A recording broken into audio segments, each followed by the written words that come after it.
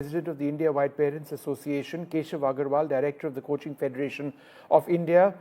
Keshav Agarwal, Mr. Agarwal, is it not bizarre that a bill which is meant to protect children still allows children under the age of 16 to try out and perhaps be admitted to these coaching centers? Now, first of all, let me clear you a few things. I hope my voice is clear. Yes, please go ahead. Okay. Now, we have been talking about the 16-year age limit. Now, when we talk of coaching, it is not only Kota or Hyderabad.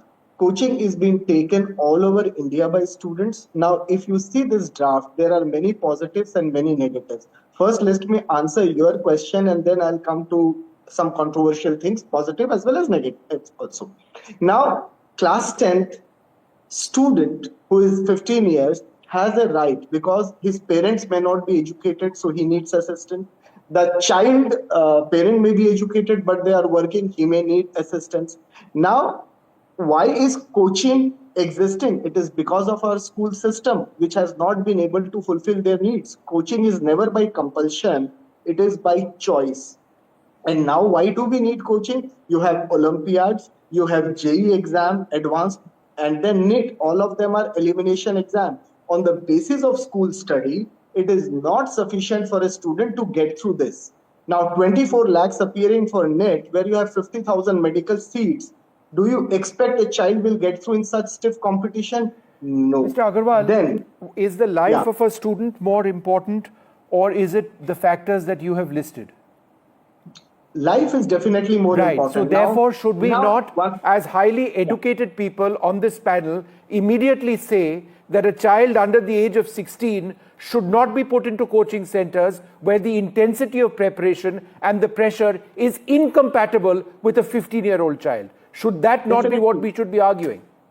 See, one is the dummy school culture. That has to be stopped right now. Under the nose of the government, if dummy schools are running, a child has the option. So first, stop that. Second, right from 8th level, introduce subjects beyond IIT, beyond science, medical. Now, commerce is introduced at 11th. Why not give the child an option in 9th? By all means.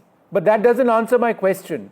We have a crisis in Rajasthan, in Kota, and of course other parts of the country. One doesn't, the fact that children may be ending their lives elsewhere doesn't make the situation in Kota acceptable. But the fact that you have 26 students who ended their lives in 2024, 8 so far this year, and we have a bill which doesn't address either this or some other important aspects, for example, an aptitude test for students that has been made optional. Who are we kidding? I mean, what do we care about? One more thing here you need to understand. After 10th, it is school which gives a child science. So without having science, he can't opt for these coachings.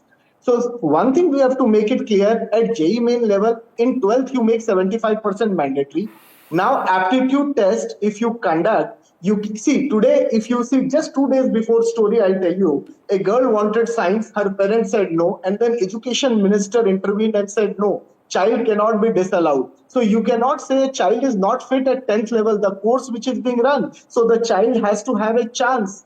Once the child has to have a chance based on their aptitude to do it. Agarwal, the bills focus on registration and penalties, 2 lakhs first violation, 5 lakhs second, etc. That's reactive, it's not preventive.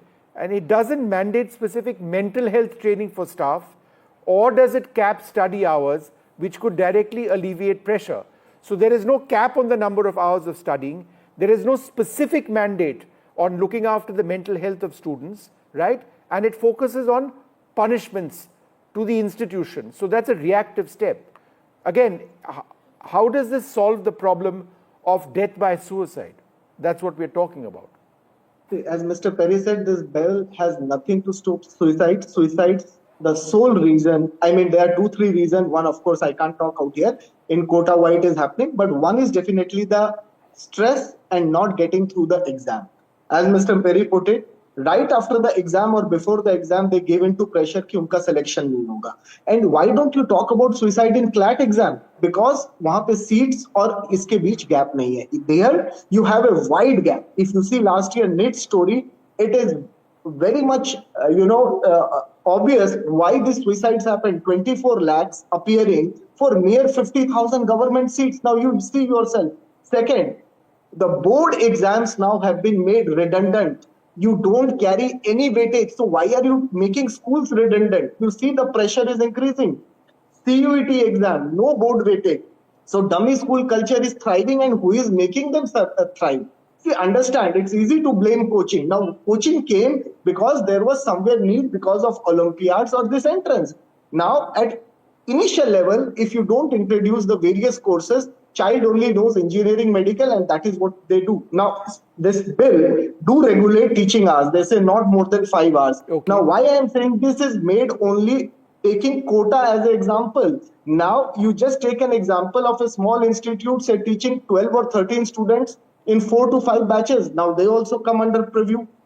They will be harassed, corruption will come. How will they pay 2 lakh fine? How will they maintain a website? A student just coming for 1 hour for assistant, do you expect them to have career counselors, canteens, other things? This bill is non-implementable, and it is making only, now you see coaching, you talk only of 5-6 big institutes. No, but Mr. Coaching Agarwal, if I as a can just need interrupt for is half a very second. big. I understand your question. I understand your point, sir, when you say that this is part of a larger problem. But Yes. to say that it is unimplementable and we are not in a position to provide mental health facilities, particularly in smaller institutes and things like that, that is unacceptable. I mean, we have to do that. Any institution has to compulsorily have certified counselors of a certain standing whose performance as counselors has to be assessed. You don't just pick up somebody off any place and put them and say, you know, here's my figurehead counselor who sits over there. A counselor is an important job. But to suggest that, you know, so these smaller institutes cannot have counselors, or it is unimplementable, the good parts of this, it just means that we are defeated. We are defeated and we are accepting the fact that students are ending their lives. And it's not just in Kota. I accept that point entirely, 100%. It's all over the country. But surely as educated people over here, we can accept that we have to save children. What are we doing to them? See, again, the point is where we are talking of pressure, it is IIT, JEE and medical coaching. And even at school level, this counseling has to begin where the child spends maximum time, 6 to 7 hours. At school, it is mandatory, but not happening. At school level, it is mandatory to have counselors, but it is not happening. But not happening. That is even the in main schools, problem. You will not find counselors. Yeah. So, no, you see, but that's just the point. The fact that it's not happening in so many schools doesn't allow Kota to get away with not having counselors.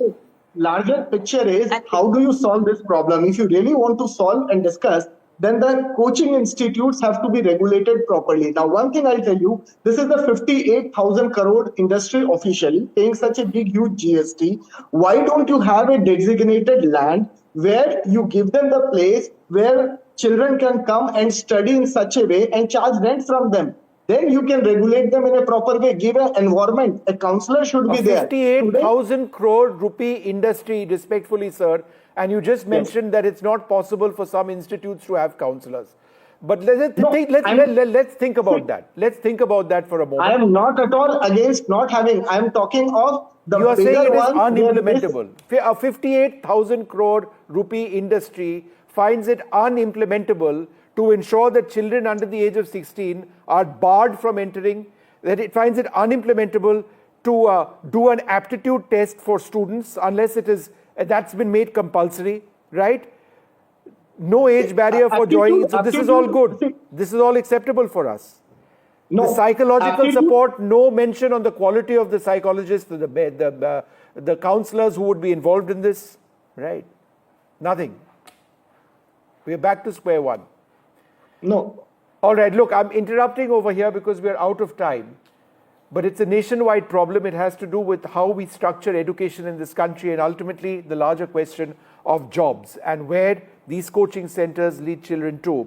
Some may do tremendously well, get the jobs that they want. So many don't. And let's spare a thought for all of these students and the process of development for a child. It's much more than rote learning at coaching centers. We'll take a short break. There's more coming up.